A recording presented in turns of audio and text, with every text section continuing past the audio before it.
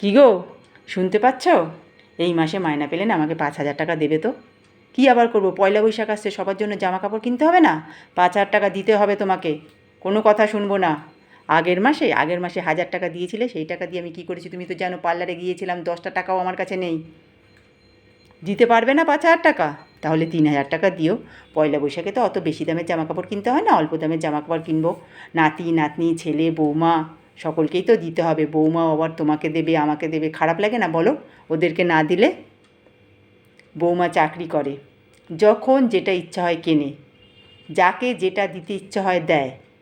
কারোর কাছে হাত পাততে হয় না, কাউকে জিজ্ঞাসাও করতে হয় না। এই জন্যই তো আমি ছেলেকে বিয়ে দিয়েছি একটা চাকরিওয়ালা মেয়ে দেখে। আমার মতন যেন তার অবস্থা না হয়। তাই প্রত্যেক মেয়েরই উচিত ভালো করে লেখাপড়া শিখে আগে চাকরি করা, তারপরে বিয়ে করা।